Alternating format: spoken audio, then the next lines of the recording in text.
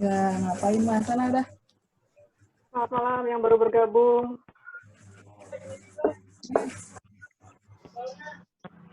Ya, hari ini sangat ramai.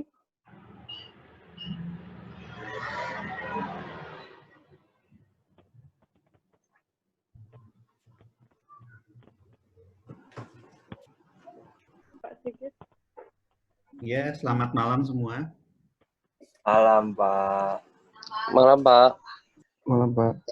Oke, sembari menunggu yang baru masuk, jadi begini, untuk yang belum tahu, memang saya setiap semester selalu melakukan seminar. Alfian, Ardi, mute dulu. Iya, Bu. Di-mute dulu. Nah, bagi yang reguler, biasanya sudah sangat paham bahwa saya melakukan seminar ini rutin.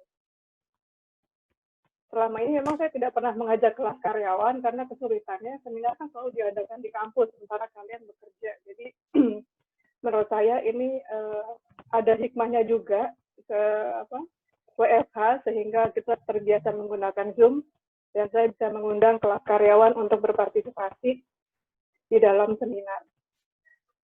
Sebelum lanjut, ini ada kelas kebanyakan ini kelas perilaku organisasi, baik kelas karyawan maupun IUP. Yang IUP udah masuk belum ya?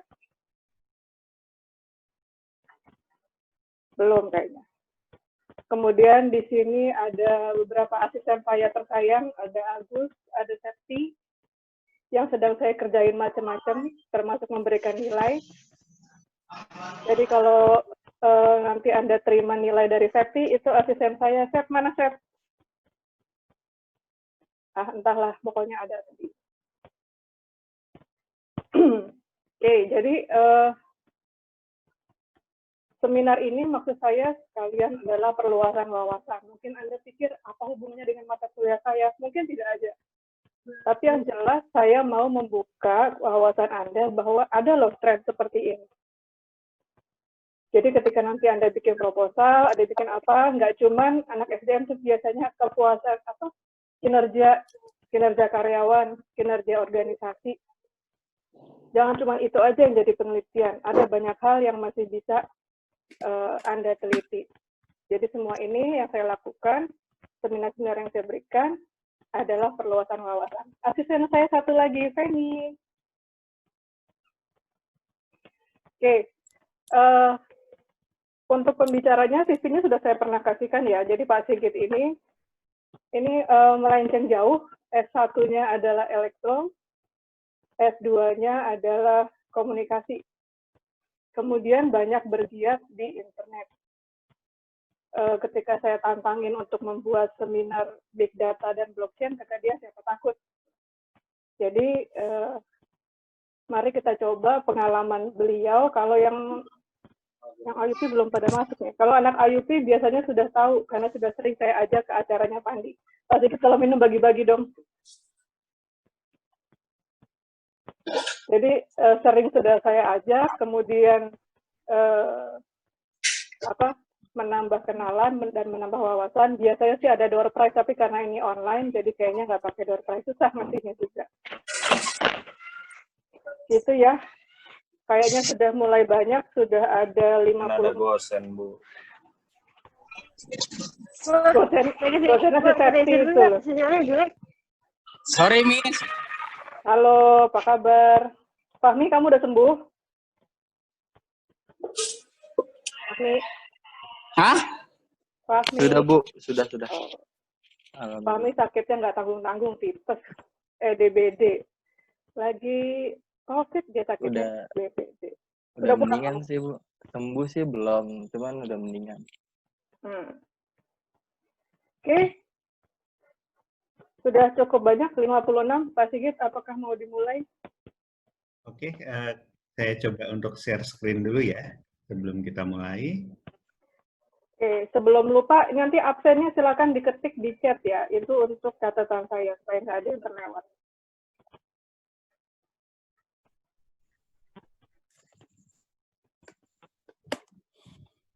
Oke, semua sudah bisa melihat ininya, melihat screen saya? Sudah, Bisa, Pak. Pak. Oke, Bisa, Kak. Pak. Aja ya, selamat malam semuanya. Assalamualaikum warahmatullahi wabarakatuh. Waalaikumsalam. Waalaikumsalam warahmatullahi wabarakatuh. Kita semua. Dalam kondisi WFH ini seharusnya sih saya satu ruangan sama Miss Amanda ya. Cuma karena ternyata saya tetap harus ngantor selama pandemi ini, jadi kita beda ruangan gitu. Silahkan tanya sama Miss Amanda kenapa seharusnya saya satu ruangan. Oke.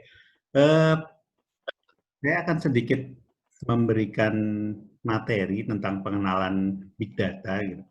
Jadi kalau kita bicara tentang dunia digital dan dunia internet saat ini, memang yang paling ngetren ada dua. Satu Big Data, yang keduanya blockchain. Nah, Miss Amanda minta saya memberikan materi dua-duanya nih. Sekarang Big Data, hari Jumat saya diminta untuk bicara tentang blockchain. Nah, Big Data itu 2009 sampai 2016, di Pancasila dari 2009 sampai 2015 berhenti, terus sekarang ngajar lagi. Jadi saya saat ini masih ngajar di Fakultas Ilmu Komunikasi di Pancasila. Udah ya, kenalannya udah kepanjangan, udah makan waktu 20% sendiri dari presentasinya. Nanti kita bisa ngobrol lagi. Saya akan langsung bicara tentang Big Data. Jadi Big Data itu apa sih sebetulnya? Semua orang bicara Big Data, seolah-olah ini sesuatu yang semua orang paham gitu. Padahal kebanyakan ya nggak paham juga gitu. Jadi kita bicara sedikit tentang Big Data. Apa sih Big Data? Jadi Big Data ini sebetulnya adalah kumpulan data yang sangat besar. Jadi kalau kita bicara bicara dunia digital, dunia internet, itu sebetulnya yang ada di dalamnya adalah kumpulan data. Nah, yang disebut sebagai Big Data ini adalah kumpulan data yang sangat besar dan sangat kompleks, sehingga dia tidak bisa diproses menggunakan perangkat yang biasa-biasa aja. Jadi kalau di sini tentu yang biasa pakai Excel misalnya. Excel itu adalah salah satu perangkat pengolah data. Kalau misalnya kita punya data mahasiswa misalnya. Data mahasiswa, namanya siapa, NIM-nya, ada NIM-nya, kemudian ada ada usianya berapa misalnya gitu. Itu adalah data, tapi itu data yang sangat kecil yang bisa dikerjakan cukup bisa diolah hanya dengan Excel. Dari Excel nanti kita bisa tahu mahasiswa yang usianya di bawah 25 tahun misalnya. Atau mahasiswa yang berjenis kelamin laki-laki. Mahasiswa yang lahir di Jakarta misalnya. Itu kita cukup pakai alat pengolah data atau program pengolah data yang namanya Microsoft Excel. Itu cukup. Kemudian misalnya kita membuat penelitian. Kita bikin penelitian kuantitatif misalnya. Kemudian kita melempar kuesioner, kemudian ada 1000 responden yang membalas, kita dapat kuesioner tadi, hasil kuesioner tadi, itu bisa diolah dengan alat misalnya SPSS. Itu belum dianggap sebagai Big Data karena dia bisa diolah dengan aplikasi biasa. Atau kalau dalam bahasa yang agak sadisnya itu aplikasi pengolahan data tradisional. Tradisional ini nggak berarti yang zaman kuno-kuno banget gitu ya. Jadi kayak Excel, SPSS, kemudian misalnya apa? Ada data yang dimasukkan ke dalam SQL, misalnya kalau ada yang suka programming, bikin database menggunakan SQL, itu dianggap sebagai pengolah data tradisional. Nah, sebesar apa sebetulnya data yang bisa diolah dan dianggap sebagai big data? Ini betul-betul sangat besar, sehingga nggak mungkin dimasukkan ke dalam tidak bisa dimasukkan ke dalam pengolah data yang biasa. Jadi kalau udah ada data nggak bisa diolah sama Excel, ada data misalnya yang nggak bisa diolah oleh SPSS, nggak bisa diolah dalam database biasa, itu mah kita anggap sebagai big data. Kita lanjut dulu ya. Nah, big data, kenapa sih ada big data gitu? Big data ini muncul karena tiap hari kita menghasilkan data. Jadi kalau dulu, sebelum ada internet, sebelum dunia kita nggak digital banget, ini bahkan saat kita bicara, ini kan kita bicara dengan menggunakan perangkat digital. Kita menggunakan Zoom, apa yang saya sampaikan di sini sekarang direkam nih. Direkam sama Miss Amanda gitu ya, dan bisa bisa diputar ulang. Di situ apa yang saya sampaikan kata per kata itu jadi data. Misalnya saya bicara big data selama presentasi ini berapa kali?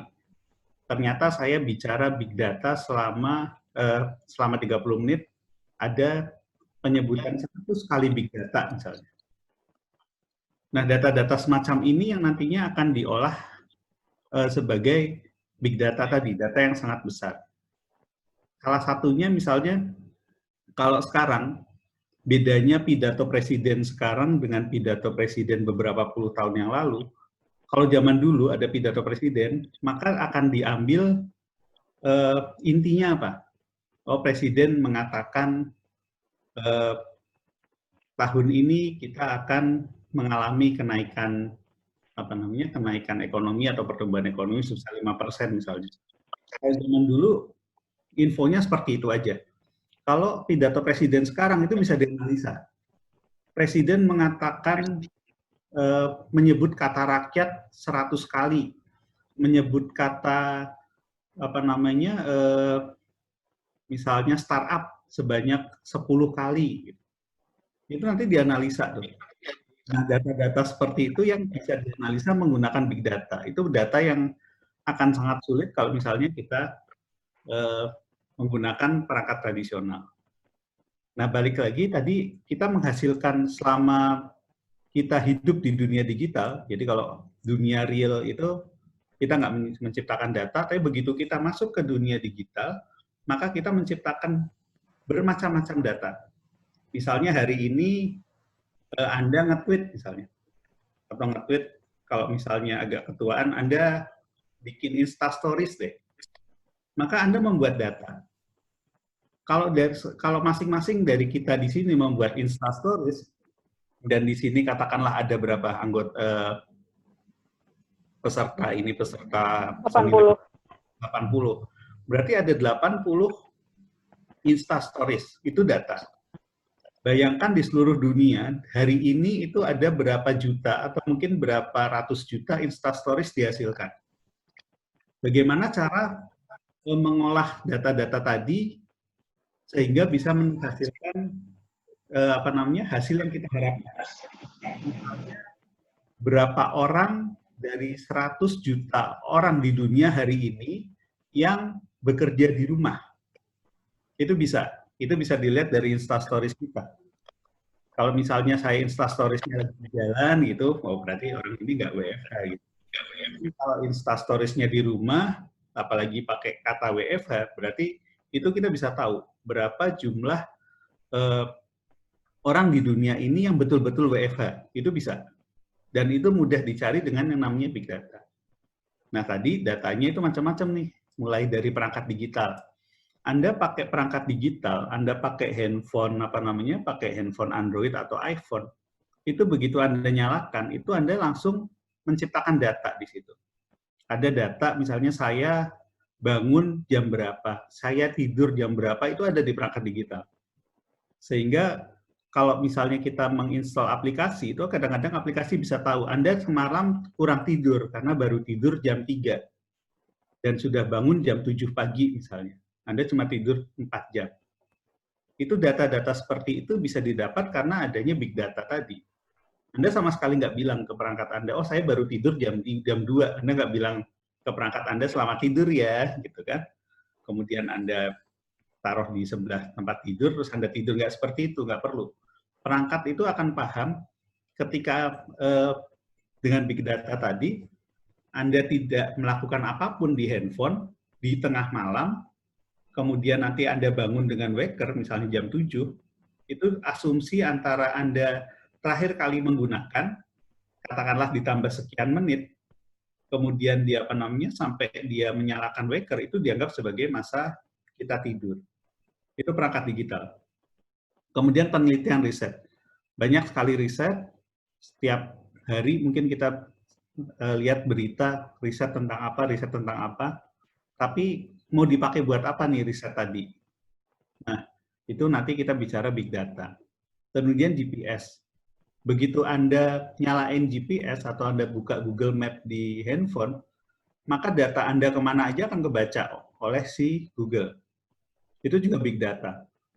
Jadi Google akan bisa memberitahu kepada misalnya saya ambil nih datanya Google gitu ya. Google akan tahu berapa orang yang hari ini keluar dari Jabodetabek menuju Jawa Timur misalnya. Jadi kalau kita bicara big data, kita nggak perlu lagi mikir, oh nanti begitu keluar Kerawang harus dihentikan sama polisi, polisinya harus nyuruh pengemudi yang mau mudik untuk putar balik.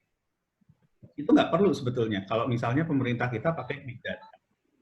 Langsung aja pakai Google Map yang dipakai di handphone kita semua, akan ketahuan kok berapa orang Jakarta yang keluar dari Jabodetabek menuju kemana misalnya. Kita bisa spesifik menuju ke Malang misalnya. Di Malang dia tinggal berapa lama, kemana aja, ketemu sama siapa aja itu bisa sebetulnya.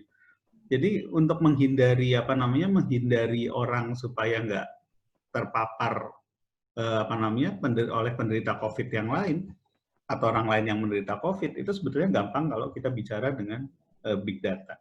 Sayangnya nggak banyak yang melakukan itu. Setahu saya yang baru melakukan itu secara efektif itu Singapura. Singapura itu bisa menekan jumlah penderita COVID di awal, salah satunya karena dia pakai big data. Tapi kemudian entah kenapa sekarang jumlahnya melonjak lagi. Tapi big datanya sebenarnya kepake. Kemudian aplikasi nih. Aplikasi tadi seperti kita bicara pakai Zoom ini, semua data masuk. Data saya bicara apa, yang menyaksikan siapa, yang menyaksikan di sini dari mana aja itu Zoom punya. Misalnya saya di kantor nih, kantor saya di kawasan Wahid Hasim dekat Tanah Abang, itu ketahuan sama Zoom. Kemudian bisa Manda di BSD misalnya. Kemudian yang lain di mana, login selama berapa lama itu ada, aplikasi punya semua. Kemudian web. Web itu kita kemana aja kebaca tuh. Hari ini kita mendatangi web ini gitu. Makanya kalau misalnya kita suka misalnya masuk ke web tentang tentang traveling misalnya. Oh, misalnya Mandani suka banget traveling misalnya gitu ya.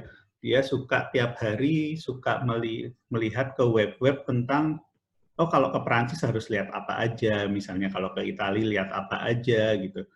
Maka yang nanti muncul ketika misalnya Anda login di sebuah web itu adalah iklan tentang traveling. Misalnya iklan Traveloka. Traveloka perjalanan ke Italia hari ini diskon 90% gitu kan. Ya, kayak gitulah kira-kira. Itu dari web. Kemudian media sosial. Media sosial itu adalah sumber big data yang sangat besar. Setiap hari kita pakai media sosial. Setiap hari kita mengetikkan sesuatu di media sosial. Setiap hari kita posting foto, kita posting video di media sosial. Itu semua adalah sumber dari big data. Nah, masalahnya kemudian setelah kita punya data yang sangat besar, yang kalau kita simpan di dalam media penyimpanan atau di dalam server itu jumlahnya bisa bertera-terabyte, atau mungkin udah ribuan tera, jutaan tera, itu mau diapain sih data tadi gitu. Jadi big data nggak ada masalah, sumbernya dari manapun bisa. Tapi kemudian setelah kita punya data-data yang sangat besar tadi, data ini mau kita apain? Nah, itu yang kemudian menciptakan satu istilah yang tadi namanya big data. Jadi bukan cuma masalah big datanya sendiri, tapi bagaimana kita mengolah data yang sangat besar tadi untuk keperluan kita. Oke, kita lanjut. Nah, si big data tadi itu punya 4 karakteristik. Jadi kalau kita bicara apa yang membedakan big data dengan data biasa, itu adalah 4 karakteristik ini. Kalau dia tidak memiliki 4 karakteristik ini, atau setidaknya yang 3 yang paling atas itu yang paling sering kita paling sering kita gunakan, 3V, itu berarti datanya ya bukan big data. Karakteristik yang pertama adalah big data itu baru bisa benar-benar dibilang sebagai big data kalau aplikasinya, aplikasi untuk mengolah big data tadi, itu memang mampu mengelola data yang sangat banyak. Jadi kalau misalnya kita bikin, saya bisa mengolah big data gitu. Oke, saya kasih data semua, data dari Facebook masuk semua, ternyata nggak bisa tidak bisa diolah. Artinya ya memang itu belum big data. Jadi big data itu data seberapapun yang dimasukkan ke dalam aplikasi pengolahannya, itu ya harus bisa diolah. Itu volume satu. Jadi karakteristik V yang pertama adalah volume, yang kedua adalah varietas, keragaman gitu ya. Data di big data itu beragam dan berubah-ubah. Jadi kalau kita cuma bikin data pakai Excel, datanya itu cuma ada misalnya data kependudukan deh. Data kependudukan kita belum bisa dibilang sebagai big data kalau belum dicampur sama data-data lain. Karena data kependudukan kita apa sih isinya? Saya juga lupa, kita lihat KTP ya. KTP saya. Oke, saya lihat KTP saya. Data kependudukan kita itu nggak berubah-ubah. Dia banyak, besar. Kalau kita bicara data di Indonesia, berarti data kependudukan kita setidaknya sekarang 270 juta. Tapi dia tidak masuk ke dalam variety tadi. Datanya nggak berubah, nggak beragam. Datanya tuh cuma ada nomor NIK, kemudian nama, tempat tanggal lahir, jenis kelamin, golongan darah, alamat, RT RW, kelurahan desa, kecamatan, agama, status perkawinan, pekerjaan, kewarganegaraan, berlaku sekarang seumur hidup, itu bahkan nggak ada datanya karena semua udah dicoret. Kemudian ada data biometrik yang bentuknya adalah foto, kemudian ada scan retina, ada datanya di kependudukan, kemudian ada sidik jari. Datanya seolah banyak, dikali dengan 270 juta. Tapi itu nggak bisa kita anggap sebagai big data, karena datanya nggak berubah-ubah. Datanya ya itu-itu aja. Jadi kalau kita bikin database gampang banget. Database kolom 1 NIK, kolom 2 nama, kolom ini alamat, kolom ini apa gitu. Kalau ada data yang tambahan yang masuk, ya dia akan masuk di kolom-kolom tadi. Artinya dia tidak beragam dan tidak berubah-ubah. Yang susah diolah itu kalau datanya berubah-ubah. Hari ini saya cerita di Facebook bahwa saya buka puasa dengan makan ketoprak misalnya. Hari ini. Besok saya bercerita bahwa saya naik komuter lain. Lusa saya cerita bahwa saya membeli saya membeli microwave misalnya. Itu kan datanya beda-beda. Kalau kita masukkan ke dalam struktur data itu pusing tuh kalau yang struktur data tradisional. Ini mau dimasukin kemana? Yang satu cerita makanan, yang satu cerita naik komuter lain, yang satu cerita beli microwave. Tapi suatu ketika kita akan butuh gini. Misalnya saya seorang marketing di perusahaan yang jual microwave. Oke. Maka dan saya ingin pasang iklan di komuter lain.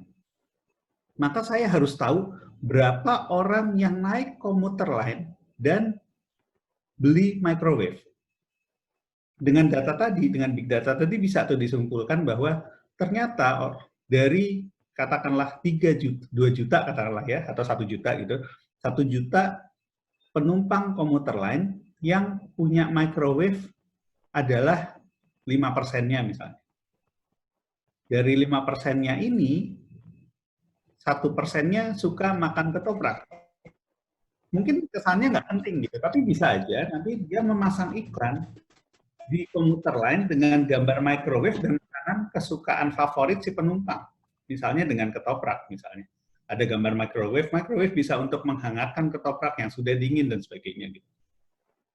Itu masalah data seperti itu kira-kira yang kita butuhkan ketika kita bicara big data. Jadi datanya tadi bisa berubah-ubah. Hari ini ngomongin apa, besok ngomongin apa. Kemudian ada velocity, kecepatan dalam pengolah data. Percuma misalnya datanya besar, hari ini kita punya data, tapi data itu baru bisa diolah dan bisa ditampilkan setahun lagi. Karakteristik kita udah berubah lagi.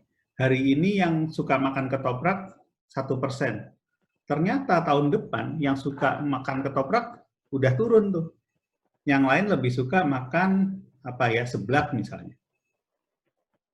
Jadi big data harus bisa diolah dengan cepat. Itu V yang ketiga. V yang keempat adalah veracity.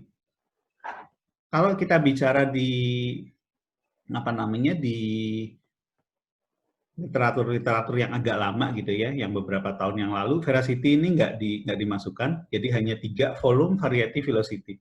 Tapi yang sekarang juga diperlukan adalah big data tadi, dianalisanya juga akurat. Gitu.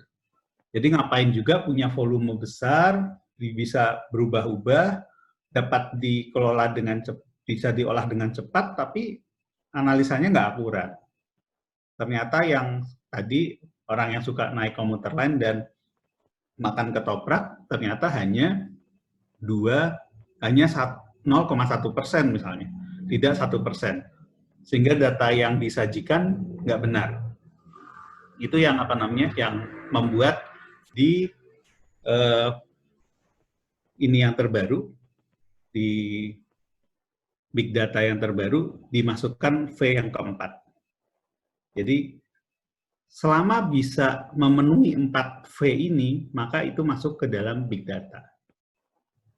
Contohnya seperti yang tadi beberapa sudah saya contohkan.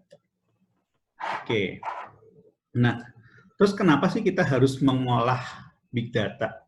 Jadi data yang tadi sangat besar, yang tadinya datanya data nggak penting. Jadi kalau Anda posting apapun, misalnya Anda posting di Instagram, di Facebook, di Twitter, itu seolah-olah nggak penting. Tapi banyak orang akan menganggap itu penting. Salah satu contoh penggunaan data Facebook yang kemudian menjadi sesuatu yang sangat menjadi sesuatu yang sangat kontroversial itu adalah ketika pada pemilu Amerika 4 tahun yang lalu, kemenangan Donald Trump itu konon ya, karena data-data dari Facebook. Data-data dari Facebook yang diolah oleh Cambridge Analytica, kalau ada yang pernah dengar. Jadi Cambridge Analytica membuat pengolahan data banyaknya paling 3 juta ganti kampas rem, ya kan? Gimana? Sorry. Udah jadi tadi misalnya si Cambridge Analytica itu, dia bisa melihat di Facebook, misalnya yang tidak suka dengan imigran itu siapa aja. Orang Amerika yang tidak suka dengan imigran, misalnya dari pengguna Facebook Amerika misalnya ada 300 juta misalnya.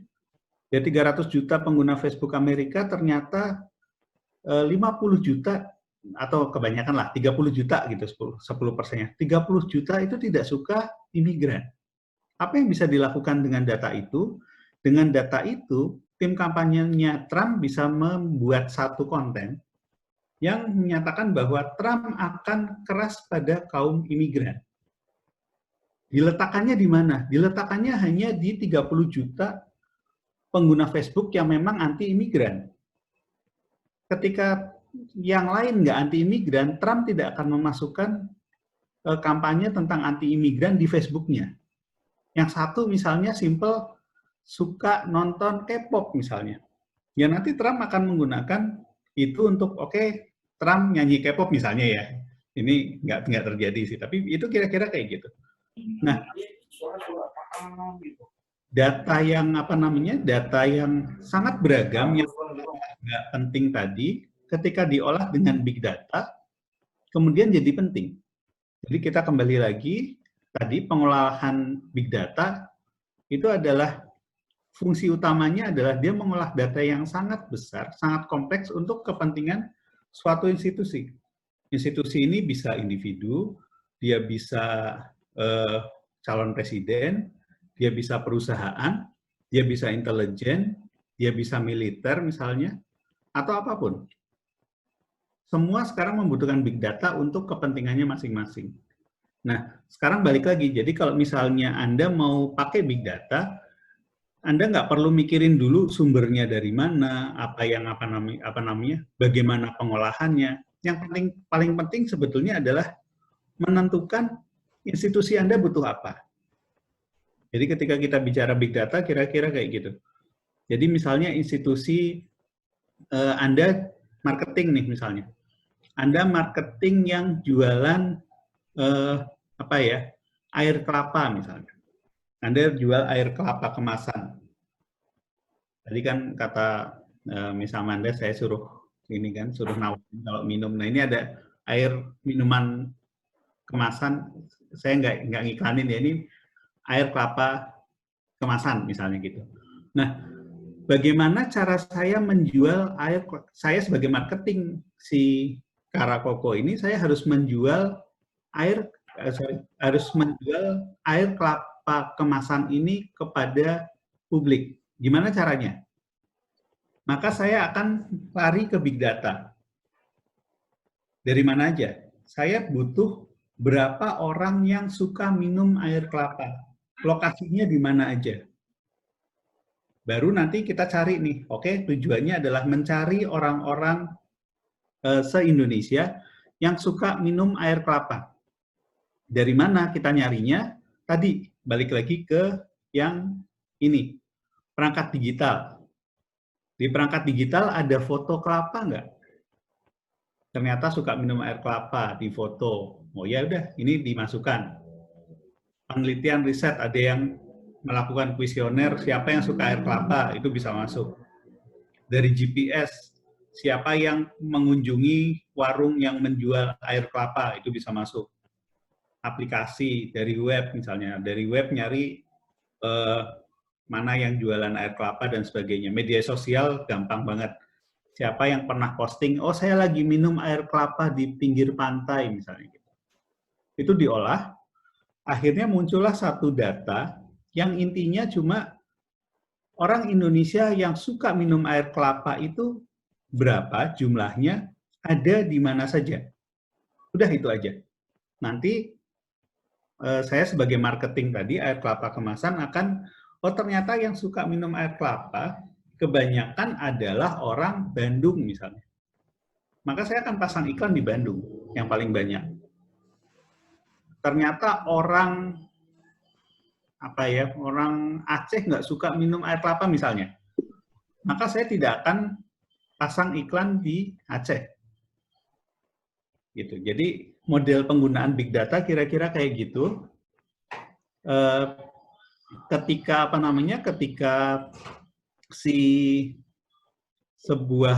sebuah wilayah itu nggak suka minum kelapa atau nggak suka kelapa, maka saya sama sekali tidak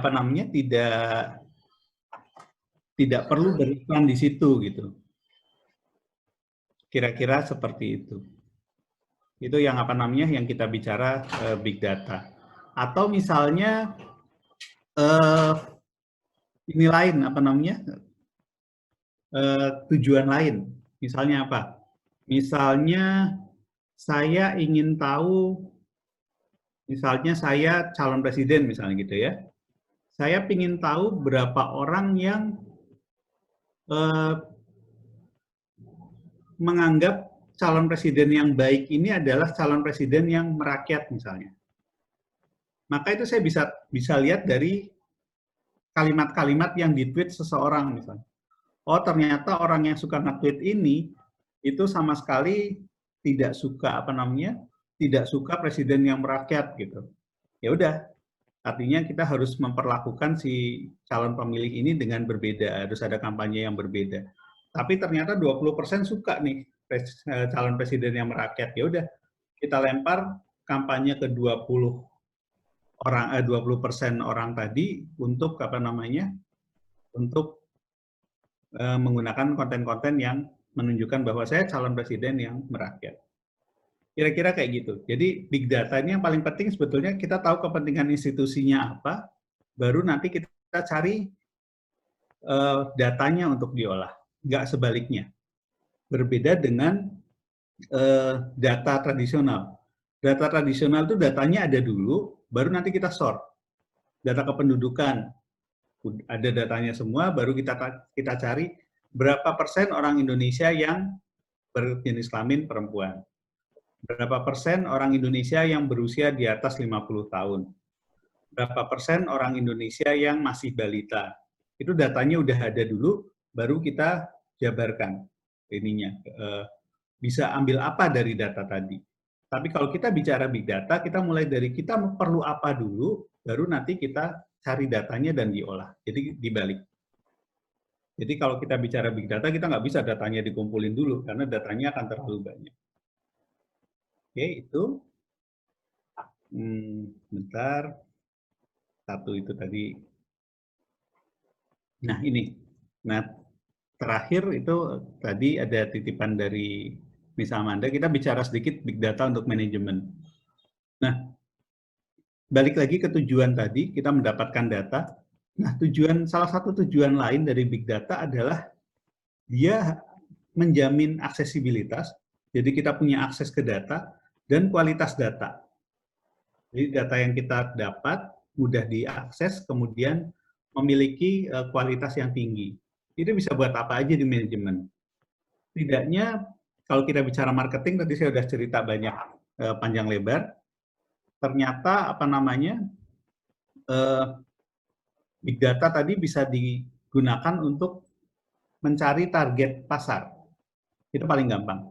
Berapa orang yang suka air kelapa, berapa orang yang suka makan ketoprak, berapa orang yang akan membeli microwave tadi. Itu buat marketing simple. Kemudian bisnis intelijen. Bisnis intelijen misalnya pesaing saya.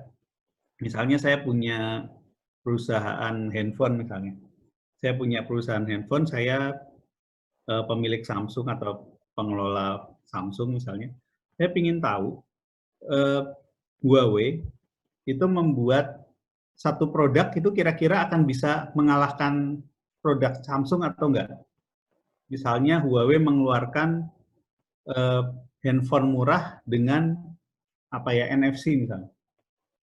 Nah, saya sebagai Samsung, saya khawatir karena semua handphone NFC-nya Samsung itu mahal-mahal, misalnya kayak gitu. Sementara Huawei mengeluarkan handphone NFC yang murah. Secara teori marketing, ada produk yang sama, yang satu murah, yang satu mahal, pasti yang dibeli yang murah. Tapi kalau kita bicara bisnis intelijen, nanti kita bisa lihat nih, ternyata orang yang beli handphone murah itu nggak butuh NFC. Jadi penambahan fitur NFC di handphone murahnya Huawei menjadi tidak relevan, misalnya gitu. Sehingga tetap aja orang akan beli yang namanya handphone NFC, ya kebanyakan orang akan tetap beli Samsung. Orang akan beli Huawei untuk yang handphone murah yang nggak perlu NFC. Jadi nggak ada gunanya gitu. Terus saya sebagai orang Samsung akan ya udah nggak ada masalah gitu. Sebaliknya si Huawei gitu, ketika dia mau mengeluarkan, dia tahu dulu nih, oh ternyata ada pasar handphone murah yang membutuhkan NFC. Kira-kira itu bisnis intelijen bisa kayak gitu. Kemudian human resources. Human resources itu kalau kita bicara perusahaan atau organisasi yang isinya hanya 50 orang, 100 orang, ya mungkin nggak perlu juga big data gitu. Tapi ketika kita mengelola misalnya human resources-nya Pertamina misalnya. Pertamina ingin tahu berapa persen penjaga SPBU yang misalnya ramah terhadap customer misalnya. Itu bisa dicari dengan big data. Nah, ketika misalnya dia sudah tahu, oh ternyata dari sekian banyak penjaga SPBU di seluruh Indonesia, di SPBU Pertamina seluruh Indonesia, yang ramah terhadap customer hanya 60%. Mau kita apain yang 40%? Nanti yang 40% misalnya di training supaya melayani pelanggan dengan lebih baik. Gitu. Nah, tentu bisa aplikasi lain. Yang penting kita balik lagi, kalau kita bicara big data, kita cari dulu tujuannya, untuk apa big data tadi, baru kemudian kita cari data dan mengolahnya. Itu yang disebut sebagai big data. Kira-kira itu yang bisa saya sampaikan sebagai pengantar. Saya berharap ada beberapa pertanyaan yang bisa memantik diskusi kita untuk malam ini. Terima kasih. Saya kembalikan kepada Miss Amanda. Ya, terima kasih Pak Sigit. Ada yang mau bertanya? Atau masih malu-malu? Saya Bu, Febri Setiawan Bu. Ya, silakan Febri. Gini Pak Sigit dan Bu Amanda. Saya mau nanya, kan tadi kita membicarakan big data ya. Saya mau nanya misalkan penyidik atau KPK, kan tadi kan bicara mengenai histori ya, histori entah GPS, entah cetan, entah dan lain-lain. Apakah penyidik bisa melacak misalnya gembong narkoba atau bandar-bandar atau misalkan cetannya yang menyimpang, apakah polisi melakukan pemakaian big data itu atau gimana? Terima kasih. Yang lain dulu, ada yang mau bertanya? Kok Febri cepat sekali, yang lain pada kemana ini?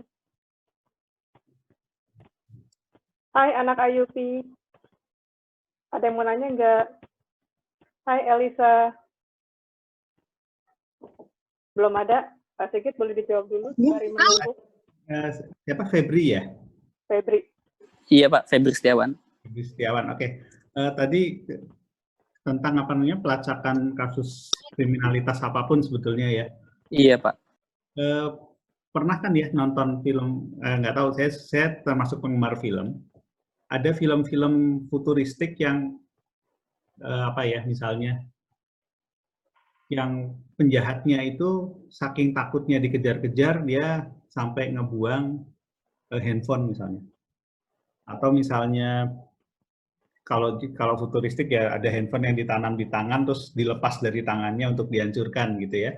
Nah, kalau kita bicara dengan kondisi sekarang, dengan big data yang ada sekarang, sebetulnya itu udah bisa dilakukan. Jadi misalnya polisi nih, ingin tahu berapa orang yang suka pakai narkoba, itu sebetulnya bisa. Masalahnya sumber datanya itu aksesibel nggak ke polisi? Misalnya apakah Facebook mau ngasih data ke polisi? Itu satu. Kemudian Google misalnya, apakah Google mau ngasih data traffic, misalnya saya kemana aja, misalnya Anda kemana aja, itu mau nggak ngasih itu ke polisi? Kalau itu semua dikumpulkan dan kemudian diolah oleh kepolisian, atau tadi misalnya kalau koruptor ya KPK gitu, itu bisa banget. Tapi masalahnya sumber datanya belum tentu ada. Nah, salah satu hal yang yang terkait dengan big data ini juga kita bicara tentang privacy. Perusahaan-perusahaan besar itu punya komitmen untuk melindungi privasi penggunanya. Jadi kalau Anda misalnya, ini mudah-mudahan enggak ya, gitu. Misalnya Anda suka ngeganja misalnya gitu ya. Terus Anda foto tuh Anda lagi ngeganja, asik nih lagi ngeganja di manalah gitu, di Ancol, di mana gitu. Anda posting di Facebook, kemudian Anda tidak berteman dengan siapapun, di Facebook-nya Anda bikin semuanya postingannya itu private, nggak bisa dilihat orang lain, itu ya polisi nggak bisa tahu. Kecuali Anda posting itu sebagai publik gitu ya, salah Anda sendiri gitu, kenapa posting lagi ngeganja di publik gitu kan. Tapi kalau misalnya hanya teman dekat gitu, diposting hanya untuk teman dekat Anda hanya 4 yang tahu memang Anda suka pakai ganja misalnya, nggak ada masalah. Facebook nggak akan lapor ke polisi, Pak Polisi ini Febri suka ngeganja, nggak akan kayak gitu. Karena Facebook menjaga privasi Anda sebagai user. Nah, balik lagi ke pertanyaan tadi, apakah mungkin polisi menggunakan big data untuk mencari kriminal? Bisa, masalahnya datanya ada nggak? Itu aja sih. Ya berarti kalau sesuatu hal yang negatif kan nggak mungkin diposting gitu kan ya? Nah, tapi setidaknya kalau misalnya ada orang-orang nekat nih, misalnya ada 10 orang yang, makanya kan sekarang gampang banget, misalnya ada orang yang menganiaya binatang atau membunuh, yang pernah kejadian misalnya membunuh beruang madu, terus difoto, oh saya membunuh beruang madu, sementara beruang madu ini dilindungi oleh undang-undang. Itu kan nggak lama kemudian langsung ditangkap. Itu langsung ketahuan gitu bahwa oh ada orang yang membunuh beruang, binatang yang dilindungi, besoknya langsung ditangkap. Salahnya sendiri posting sebagai publik. Data-datanya langsung masuk ke polisi. Tapi ketika kita bicara data yang tadi, yang Anda posting di private, ya aman-aman aja sih gitu.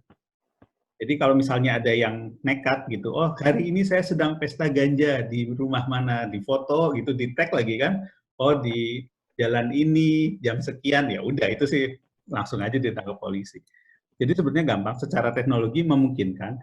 Untungnya gitu ya, untungnya perusahaan-perusahaan besar ini sangat menghargai privasi dari usernya. Kalau kita berada di negara yang otoriter seperti Tiongkok, itu agak serem.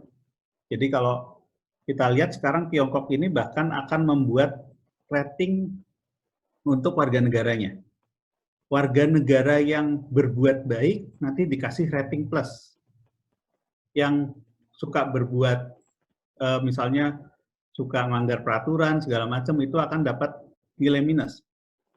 Nah nanti layanan publik terhadap masyarakat di Tiongkok itu akan dibuat gitu tuh. Kalau dia dapat nilai plus, nanti dia layanan publiknya akan lebih mudah. Dia mau bikin izin usaha gampang, bisa langsung bisa langsung diberikan. Tapi misalnya orang ini suka melanggar, tiap hari dia melanggar lampu merah, tiap hari dia membuang sampah sembarangan gitu. Pada saat misalnya dia pingin, saya mau bikin usaha apa, itu akan dipersulit. Itu memungkinkan sekali kalau di pemerintahan otoriter seperti Tiongkok misalnya. Tapi di pemerintahan demokratis seperti di Indonesia atau di Amerika misalnya, itu ketakutan Anda sih nggak akan terjadi. Karena pemerintah tidak punya akses ke semua data.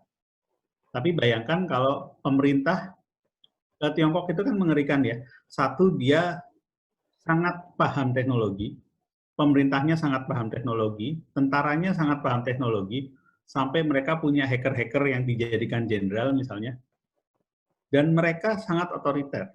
Jadi ya Anda berdoa saja kalau Anda jadi warga negara Tiongkok gitu, karena pemerintah tahu persis Anda ngapain aja di sana.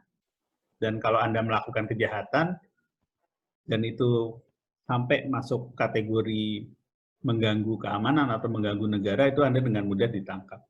Di Indonesia itu ya untungnya, ya satu demokratis, kemudian pemahaman teknologi kita nggak sehebat Tiongkok sih. Gitu ya, pemerintah kita nggak sepintar itu gitu. Sehingga ya ketakutan Febri tadi bisa terjadi, tapi untuk Indonesia kayaknya belum sebegitunya lah gitu. Itu ya Febri ya. Iya Pak, makasih banyak Pak, sangat puas. Ya, terima kasih Febri. Jadi nggak khawatir ya, Feb ya. Oke, yang lain? Gimana Bu? Saya mau nanya. Ya, silakan. Pak Sigit, ini asisten saya, namanya Feni. Oh iya, Feni. Malam Pak Sigit. Malam. Malam Bu Amanda. Jangan so imut, Fen. Asisten yang lain kok protes? Iya, saya mau nanya. Jadi di dalam big data ini seperti yang Bapak bilang gitu. Para marketer itu melacak preferensi kita gitu. Kalau misalkan kita sering buka video kucing, entah kenapa iklannya tuh makanan kucing dan lain-lain. Nah dari situ tuh saya pernah mendengar istilah algoritma. Ya. Yang ingin saya tanyakan, algoritma itu apanya big data Pak? Iya, terima kasih. Oke. Algoritma itu sebetulnya adalah urutan-urutan atau bahasa yang digunakan untuk sebuah program.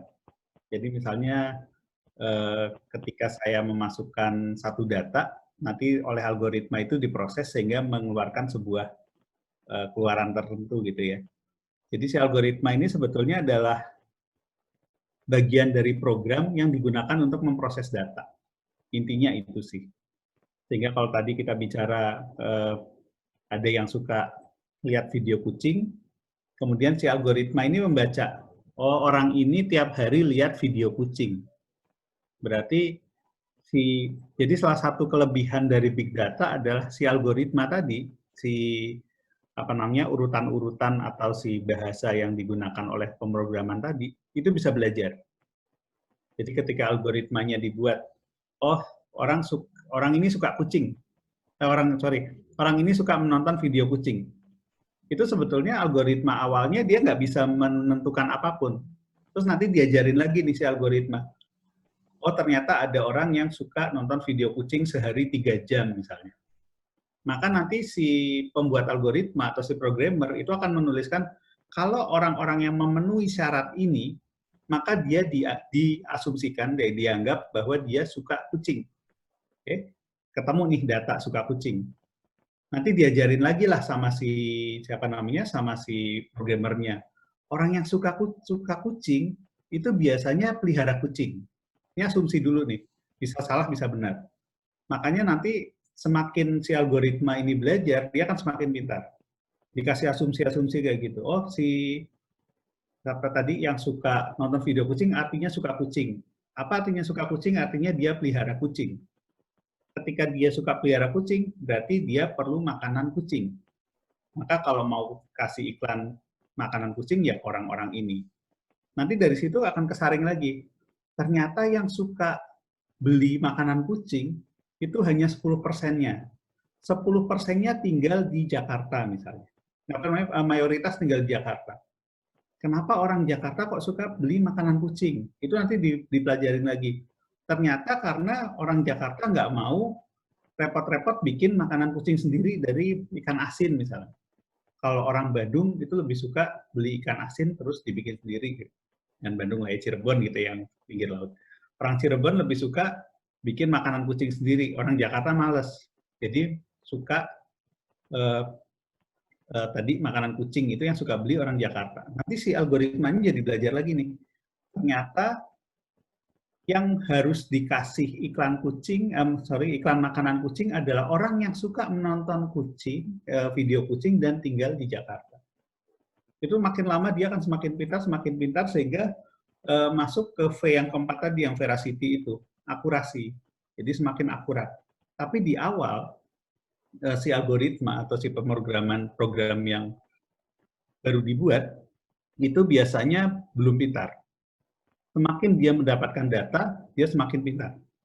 Ini persis seperti manusia, semakin diajarin, dia akan semakin pintar. Dikasih informasi, makin banyak, semakin pintar. Dan dia akan bisa mengolah. Anak yang baru lahir ketika dikasih tahu, oh ini mama, ini ibu, gitu. Maka datanya dia baru bisa membedakan ini ibu dan bukan ibu. Nanti semakin besar, ini ayah, gitu kan? Dia bisa membedakan ini ibu, ayah, ini bukan ibu dan ayah.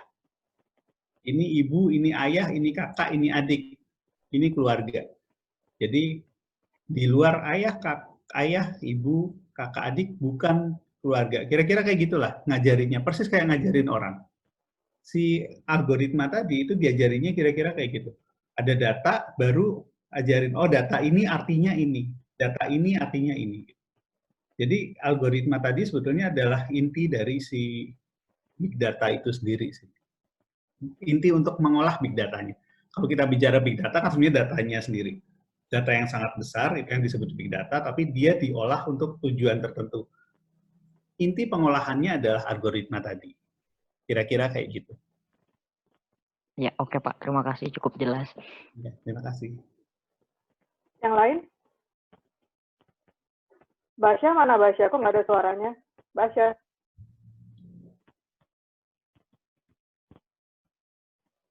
Oh iya, saya mau nanya. Miss. Basya, nanya nggak? Biasanya kamu bawel. Malam ini kayaknya enggak deh, Miss. Oke, baik Pak. Basya, Elisa itu adik kelasmu tuh, El. 2018. Oke, saya mau nanya gini Pak, kalau misalnya apa yang terjadi sekarang nih, manajemen penanganan COVID dan sebagainya, bisa nggak? Ada nggak yang bisa menggunakan big data? Nggak tahu buat apa sih? Oke, paling gampang sebetulnya kalau kita bicara penanganan COVID tadi sebetulnya kan sekarang ada tuh aplikasi yang kita harus download, kemudian kita masukin sendiri, oh hari ini saya merasa panas, demam, kemudian saya sesak napas, gitu. Kalau lari-lari 5 km saya sesak napas, misalnya gitu kan.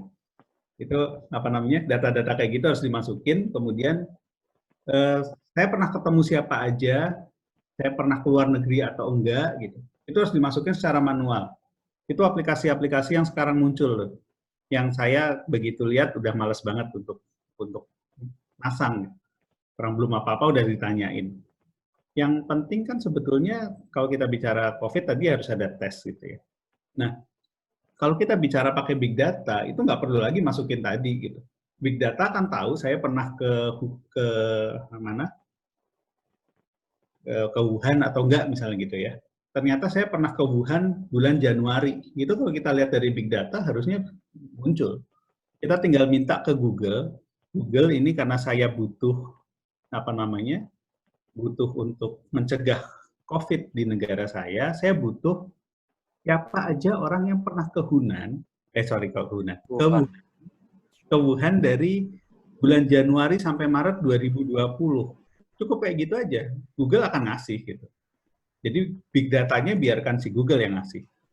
Oke, itu kita masukkan sebagai misalnya ini ODP gitu ya, orang dalam pengawasan. Karena dia pernah ke Wuhan.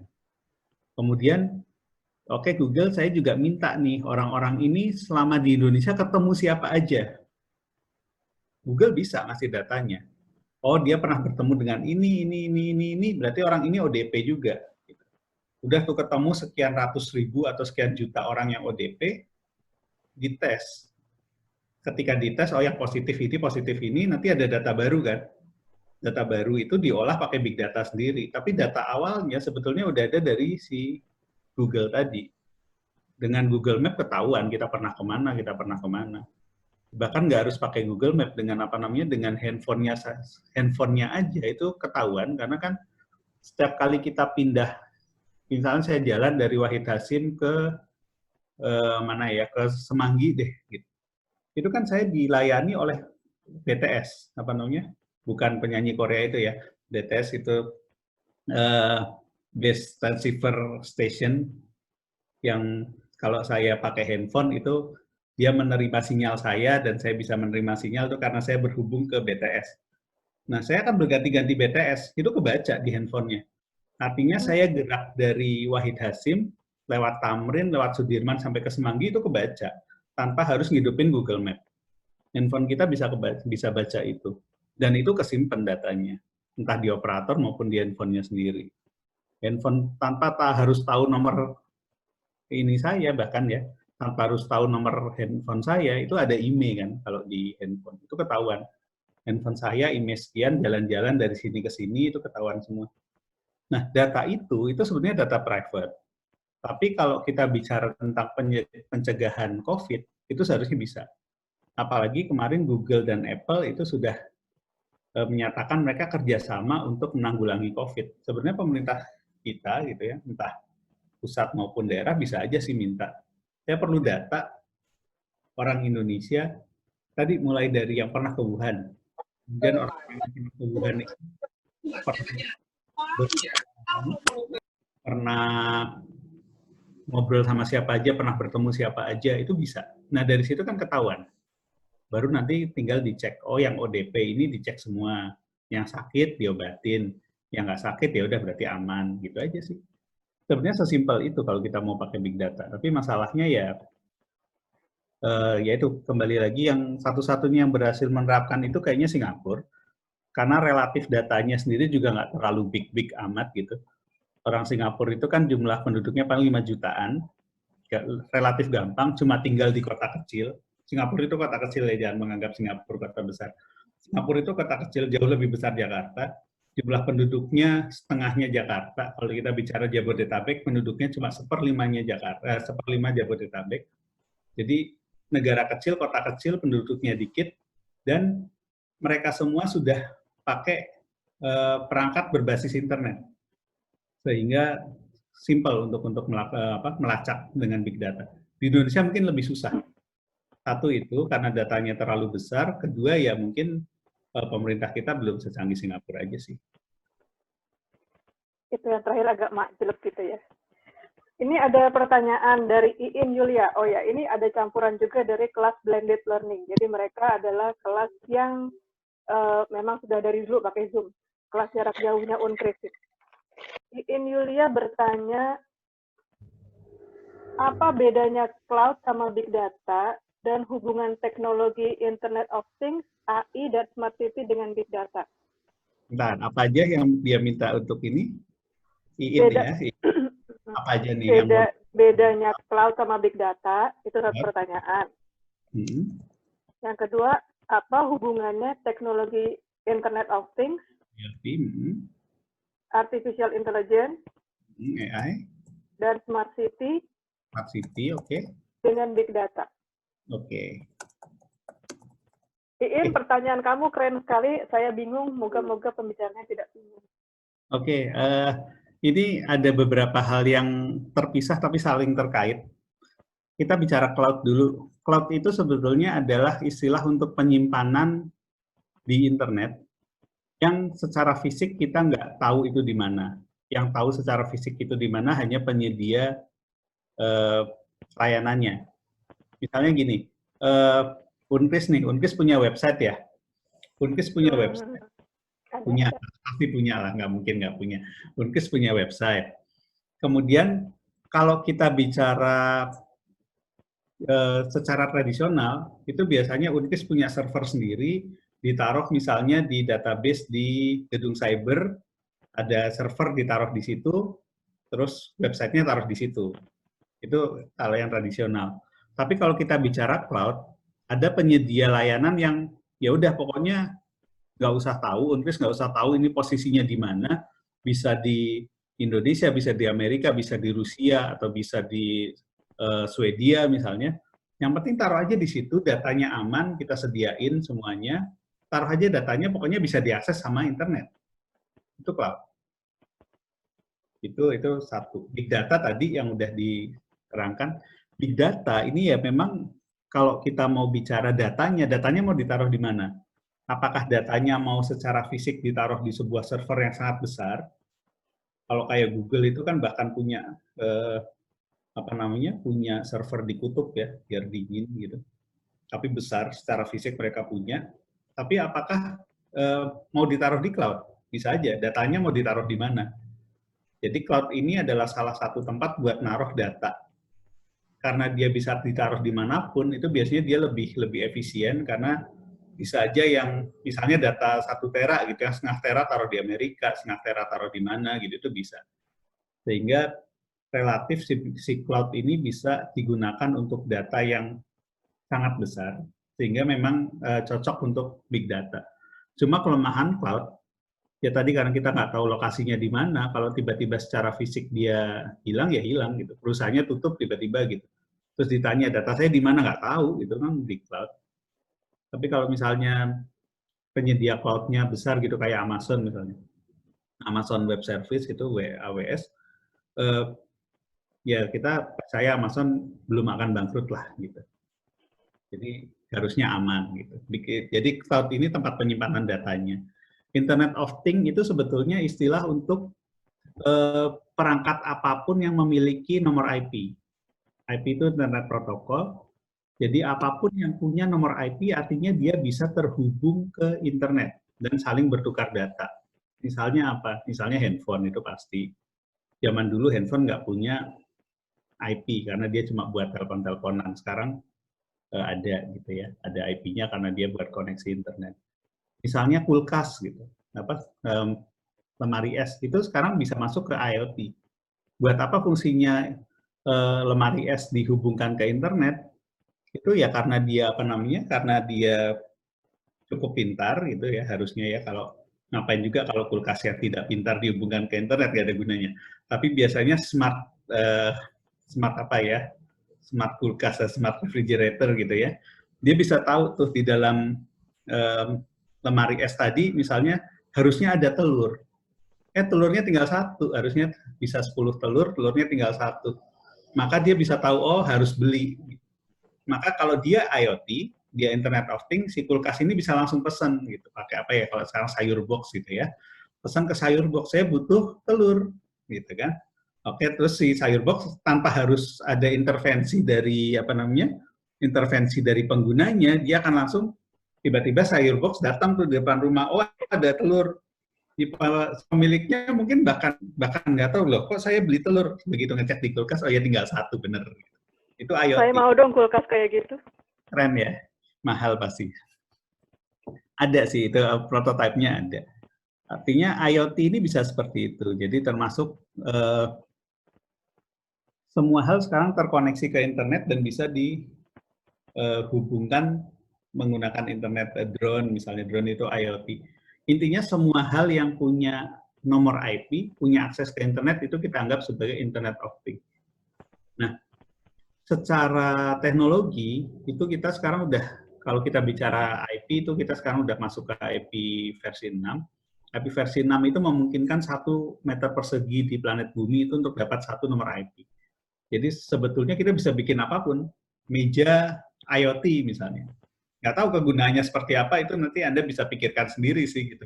Meja IoT misalnya, meja yang kalau salah satu kakinya patah terus langsung mengundang tukang kayu misalnya, ya bisa aja gitu. Atau yang lain, pokoknya semua hal yang terkoneksi ke semua perangkat yang punya akses ke internet, maka itu disebut sebagai IoT. Kemudian artificial intelligence atau AI. Artificial intelligence atau AI tadi terkait dengan pertanyaan sebelumnya tentang algoritma. Jadi kalau algoritma tadi bisa diajarin, maka algoritma ini nanti bisa jadi kecerdasan buatan atau artificial intelligence tadi. Jadi ketika kita bicara algoritma yang tadinya pada suka ini kan ya, pada suka nonton Avengers kan ya. Nama komputernya Stark? Jarvis. Jarvis itu adalah contoh yang paling simpel untuk artificial intelligence. Jarvis itu tadinya cuma buat notifikasi ya, kalau Stark cerita tadinya cuma buat notif kalau ada apa gitu. Terus lama-lama dikasih tambahan algoritma baru sehingga dia bisa belajar. Sampai akhirnya dia bisa mengembangkan diri seperti layaknya manusia gitu. Yaitu artificial intelligence. Nah, artificial intelligence bentuknya bisa kayak Jarvis tadi yang masih bentuknya komputer, atau bisa juga nanti diterapkan ke dalam robot. Atau kalau ke dalam Android gitu ya, bukan Android handphone ya, Android robot itu yang nampak seperti manusia, itu bisa. Dan secara secara teknologi sekarang udah ada. Artinya robot-robot yang bisa belajar seperti manusia itu prototipenya sudah ada. Termasuk kalau kita bicara artificial intelligence dalam big data, ya nanti tanpa harus diajarin apapun, si artificial intelligence ini akan belajar sendiri untuk mengolah data. Jadi nanti tiba-tiba, sama seperti kalau di Google kan ada Google Assistant itu ya, Halo Google itu ya. Kalau kita bicara gitu, itu juga salah satunya nanti dia akan belajar. Anda suka ngapain sih gitu. Anda ngomong apa, artinya apa, itu nanti dia bisa baca. Nah, Google sendiri itu dia artificial intelligence. Ketika Anda ngetik di search engine-nya Google, dia akan ngasih tahu, oh paling banyak yang sekarang lagi dicari ini, kayak gitu. Itu artificial intelligence. Satu algoritma atau satu program yang bisa belajar sendiri seperti layaknya manusia. Jadi kecerdasan buatan, itu AI. Kemudian tadi smart city. Smart city itu intinya adalah layanan kota. Kalau kita bicara smart city, nanti ada smart village, ada smart macam-macam istilahnya. Tapi kalau kita bicara spesifik smart city, itu adalah kota yang bisa memberikan layanan secara digital kepada warganya. Itu mirip-mirip seperti yang dulu dikembangkan di DKI Jakarta dengan Clue. Clue itu salah satu layanan smart city-nya Jakarta yang dulu bagus. Gitu. Ya sekarang masih ada, tapi banyak layanannya yang hilang. 3 tahun terakhir, nggak tahu kenapa 3 tahun terakhir ya, pokoknya banyak yang hilang fitur-fiturnya dari Clue itu. Sebelum 3 tahun yang lalu, Clue itu termasuk layanan aplikasi smart city yang terbaik di Indonesia. Kalau sekarang kalah sama Surabaya. Jadi smart city yang paling bagus sekarang Surabaya. Jadi intinya adalah bagaimana sebuah kota atau pemerintahan kota itu memberikan layanan kepada warganya melalui online dan digital. Jadi misalnya saya ingin ngurus KTP, saya cuma ingin KTP saya rusak nih, misalnya apa namanya, udah nggak jelas namanya. Saya cuma ingin ngeprint gitu. Seharusnya sih saya nggak perlu datang ke kelurahan gitu. Saya tinggal masuk ke sebuah web atau aplikasi buatan si kota tadi, terus saya bilang saya mau ganti KTP. Nanti harusnya KTP-nya dikirim ke rumah. Misalnya saya harus kirim KTP saya ke mana gitu nggak apa-apa, tapi untuk datang ke kelurahan seharusnya nggak perlu lagi gitu. Atau yang paling gampang kalau dalam sistem levelnya nasional, bayar pajak deh. Bayar pajak itu smart city tapi dalam level yang nasional. Jadi bayar pajak nggak perlu lagi datang ke kantor pajak, cuma tinggal masuk, login, lapor ya, bukan bayar pajaknya. Lapor bayar pajak, saya tahun ini sudah membayar pajak sekian gitu. Itu bagian dari smart city. Jadi intinya adalah layanan, dia bagian dari e-government sebetulnya. Jadi dia bagian dari electronic government, layanan pemerintahan berbasis internet, yang nantinya disambungkan dengan apapun yang ada di kota. Misalnya dengan sebuah aplikasi saya bisa tahu berapa lama saya kalau dari rumah mau ke kantor harus naik komuter lain, disambung Transjakarta, disambung dengan dengan MRT misalnya. Seharusnya di situ udah langsung ada nih. Si Smart City itu bisa tahu, oh nanti Anda datang ke stasiun mana, naik komuter lain, turun di stasiun mana, langsung nyambung dengan Transjakarta, nanti turun di sini, nyambung MRT, nanti kantor Anda tinggal berjarak 500 meter dari situ, misalnya kayak gitu. Itu penerapannya bisa macam-macam, tapi biasanya yang disebut sebagai smart city itu ya layanan-layanan dari kota tadi sih. Tadi bisa layanan kependudukan, layanan transportasi, layanan apapun yang bisa diakses melalui internet. Itu hubungannya sama big data ya, data yang dari smart city tadi juga bisa diolah.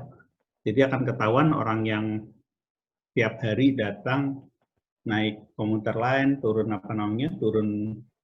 di mana, naik naik Transjakarta itu berapa misalnya. Sehingga kalau mau dikurangin jumlahnya untuk misalnya PSBB gitu, kalau kita pakai big data seharusnya tahu tuh, ya nggak bisa kalau tiba-tiba layanan dikurangin, dipotong dari jam 6 pagi sampai 6 malam, jumlah keretanya dikurangin, jumlah armadanya dikurangin, dalam satu waktu ya pasti numpuk gitu. Itu datanya harusnya ada. Sehingga harus perlahan. Pertama mungkin justru ditambah dulu ininya, jumlah armadanya. Kalau udah tertampung semua baru nanti kurangin gitu. Komuter lain bagus ininya, mainin big datanya. Jadi dalam sejarah yang kemarin PSBB sampai sekarang, penumpukan hanya terjadi sekali untuk komuter lain. Kemudian diperbaiki lagi, terus kemudian mereka dikurangin sampai sekarang. Kita lihat komuter lain cuma jalan dari jam 6 pagi sampai jam 6 sore, tapi nggak pernah ada penumpukan. Itu juga pakai big data sebetulnya. Dan itu bagian dari smart city. Cuma kalau kita bicara komuter lain itu ke pemerintah pusat. Harusnya kalau kita bicara smart city ya levelnya MRT, Transjakarta. Oke, itu aja sih kira-kira hubungan antara beberapa hal tadi. Iin, kelihatannya udah jelas ya. Mana Iin ya? Oke, welcoming Miss Wiwi dan Miss Desi. Terima kasih sudah bergabung. Halo. Mereka pada menggelapkan video semua. Oke, tanpa terasa nih sudah jam 9:20 menit. Kayaknya. Sama-sama, maaf. Halo Mbak Desi, ini Desi. Ya, sama-sama. Oke, kayaknya sudah lelah. Pak Nando mau nanya nggak Pak Nando? Tadi kayaknya gerak-gerak mau nanya Pak Nando. Miss, ingin nanya Miss, boleh nggak? Apa? Terakhir ya Jul ya? Iya, nggak apa-apa Miss. Bentar. Duh, salah. Halo, Ya, silakan. Ya, eh, silakan Jul. Pak Sigit, saya pengen nanya nih. Kan kalau misalnya FB menjual data kita kan ya, Ya, dan itu salah satu resiko dari big data. Data Ya. kita dijual ke antar sosmed, bahkan perusahaan betul. untuk kepentingan marketing. Nah, pertanyaannya mengapa kalau ada hacker menjual data website disebut ilegal, Pak? Sedangkan pemilik website IG semisalnya menjual data kliennya atau ke akun pengguna Instagram disebut bisnis. Oke. Apa ini cuma masalah ilegal dan ilegal? Pada tujuannya kan sama-sama menjual. Oke. Ini ada kaitan sama big data nggak ya? Ada sih.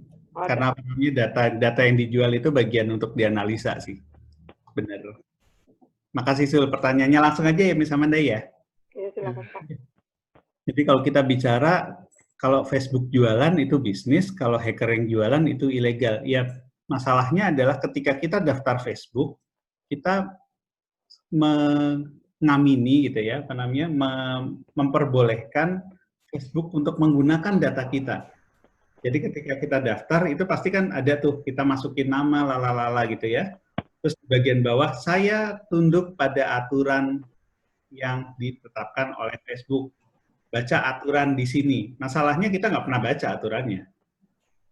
Kita langsung klik, terus yes. Gitu.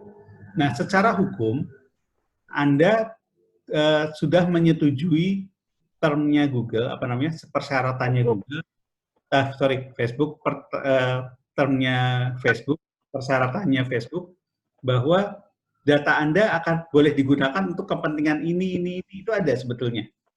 Tapi masalahnya ketika Anda nggak setuju, Anda nggak bisa daftar Facebook. Gitu. Jadi memang agak curang sih, ya namanya juga pemilik modal ya. Pemilik modal itu memang suka curang. Kalau kita bicara apa namanya, tapi nanti kesannya terlalu kritis, nanti teori, saya jadi ngajarin teori kritis. Nah, mohon diingat ini kuliah saya ya, bukan kuliah Bapak. Kalau kita bicara ada Facebook, ada Google, ada apa perusahaan-perusahaan yang besar ini, kita dalam posisi sebagai user, kita dalam posisi yang nggak punya pilihan. Kita dalam posisi yang ya udah terima atau enggak, terima semua syarat saya atau Anda nggak pakai produk saya, kan gitu. Nggak bisa, saya mau nih gabung Facebook, tapi saya nggak mau ngasih data ini, nggak mau ngasih data ini, itu nggak bisa gitu. Cuma memang ada nanti data ini mau disembunyikan atau enggak gitu, tapi enggak. Anda bisa menyembunyikan data handphone misalnya supaya orang enggak setiap saat nelpon Anda, tapi data itu tetap ada di Facebook dan bisa dipakai oleh Facebook sesuai dengan syarat dan ketentuan yang ada, yang sudah ditampilkan di Facebook, dan Anda ngasih centang. Anda ngasih centang, kemudian klik yes atau klik next ya. Kalau mau disalahin ya Anda salah gitu kalau Anda kemudian kok data saya dijual loh, udah baca belum termnya, persyaratan waktu Anda daftar Facebook? Kan saya nggak salah, saya kan udah minta, dan Anda memperbolehkan, jadi itu nggak ilegal, dianggap sebagai bisnis. Nah, kalau hacker, itu kan bukan datanya si hacker. Hacker ini ngambil datanya Facebook, secara ilegal, kemudian dijual ke pihak lain. Jadi, satu kasarnya, Anda masuk ke mana ya? Anda masuk ke toko, kemudian Anda tahu bahwa apa namanya? Bahwa barang di situ harganya mahal, tapi Anda tetap beli. Gitu. Nah, yang satu ini ada maling ngambil dari toko tadi barangnya terus dijual ke Anda, itu ilegal kan? Itu aja sih. Jadi bukan masalah karena dia hacker kemudian dia ilegal. Kalau si Facebook jadi nggak ilegal, sebetulnya nggak gitu. Walaupun ya gitu juga. Tapi intinya Facebook sudah punya perjanjian dengan user, gitu. Sehingga ketika si Facebook menjual data, user nggak bisa komplain. Nah itu yang seharusnya harusnya diatur oleh pemerintah. Jadi kalau pemerintah mau ngatur, pemerintah bisa bilang, oke, Facebook boleh beroperasi di Indonesia, tapi perjanjiannya jangan merugikan user dong. Perjanjiannya harus ada tentang perlindungan data pribadi misalnya. Masalahnya undang-undang perlindungan data pribadi kita itu sampai sekarang belum dibahas sama DPR, gitu aja sih. Pemerintah udah ngasih ke DPR dan ya DPR akan lebih suka membahas hal-hal yang nggak penting kan, seperti biasanya ketimbang membahas undang-undang perlindungan data pribadi. Kalau ada undang-undang perlindungan data pribadi, maka sebetulnya si Facebook ketika masuk ke Indonesia, beroperasi di Indonesia, pemerintah bisa bilang undang-undang di Indonesia tidak memperbolehkan Anda menjual data keluar. Karena ada undang-undang perlindungan data pribadi. Kalau Anda nggak mau comply dengan ini, Anda nggak boleh beroperasi di Indonesia. Itu. Masalahnya, balik lagi, undang-undang kita yang secanggih itu nggak banyak. Jadi semua hal yang sangat besar yang ada di internet ini, di Indonesia cuma diatur oleh 2 undang-undang. Satu Undang-Undang Telekomunikasi tahun 99, yang satu Undang-Undang ITE tahun 2018 yang direvisi dengan Undang-Undang tahun 2016 tadi, 2016 kalau nggak salah. Itu internet yang sebesar ini cuma diatur 2 undang-undang. Yang lebih parah lagi, Undang-Undang Telekomunikasi tahun 99 tidak menyebutkan kata internet sama sekali. Artinya yang betul-betul mengatur tentang internet di Indonesia hanya Undang-Undang ITE. Dan Undang-Undang ITE tidak cukup kuat untuk mengatur apa yang tadi disampaikan oleh Mas Zul tadi ya. Artinya ketika ada penjualan data dari korporasi internet kepada korporasi lain, nggak bisa diatur dalam undang-undang kita, karena undang-undang kita nggak ngatur. Itu sih, kalau nanti DPR kita bertobat gitu ya, kemudian oke, kita perlu undang-undang perlindungan data pribadi, harusnya Facebook bisa dilarang untuk jual itu. Dan itu bisa jadi ilegal sama kayak hacker tadi. Gitu Mas Zul. Zul, semoga terjawab ya Zul. Iya, makasih Pak. Oke, 2127 sepertinya sudah cukup malam. Kalau ada yang mau ditanyakan bisa kirim pesan saja. Nah, saya rasa untuk hari ini cukup sekian Pak Sigi, terima kasih. Tanggal 8 jangan lupa untuk blockchain, sorry. Nah, kalau nanti teman-teman ada yang berminat untuk ikut blockchain, saya tidak janji gabung di tanggal 8, tapi mungkin kita bisa rayu Pak Sigit untuk mengadakan sesi berikutnya lagi mengenai blockchain, kalau ada yang berminat. Gitu ya Pak Sigit ya, boleh ya? Boleh, boleh. Demikian juga nanti yang ikut blockchain akan saya tawarkan, kalau ada yang menanyakan, ya apa ingin lebih tahu lebih banyak tentang big data, mungkin kita bisa adakan sesi tambahan. Jadi tergantung banyaknya peminat aja, saya rasa begitu. Oke, sekali lagi untuk absen ada di chat, nanti saya itu yang akan saya input ke dalam absensi, silakan jangan lupa absen, kecuali Bu Devi dan Bu Iwi tidak usah absen, asisten tidak usah absen. Kalau sudah, mungkin kesimpulannya adalah sekarang kita bermain di zaman yang sangat canggih ini, semua harusnya bisa kita selesaikan. Kita banyak hal bisa kita selesaikan kalau kita pinter main data gitu istilahnya. Gitu ya Pak Sigit ya? Ya. Jadi data itu sekarang dianggap sebagai new oil. Jadi kalau zaman dulu negara yang kaya adalah negara yang punya minyak. Kalau sebelumnya nggak tahu ya, pokoknya yang terakhir-terakhir di zaman industri itu adalah negara yang punya minyak itu kaya, Arab misalnya, Rusia, Amerika gitu. Maka di masa sekarang dan di masa depan negara yang kaya adalah negara yang punya data dan mampu mengolahnya, kira-kira gitu. Punya data dan mampu mengolahnya. Baik kalau begitu. Terima kasih Pak Sigit, terima kasih semua mahasiswa, semua dosen peserta. Mudah-mudahan makin terbuka wawasannya, makin banyak pengalamannya dan bisa dipakai di tempat kerja. Sekian dulu dari saya. Terima kasih semuanya. Terima kasih Bu. Terima kasih Bu. Terima kasih Miss. Ya, terima kasih Bu. Terima kasih Bu. Terima kasih Bu. Selamat malam semuanya. Selamat malam. Malam. 89 total peserta. Malam Bu.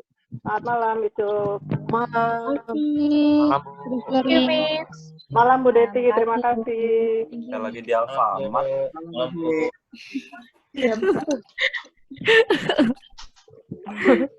Bu Deti keluar masuk aja nih.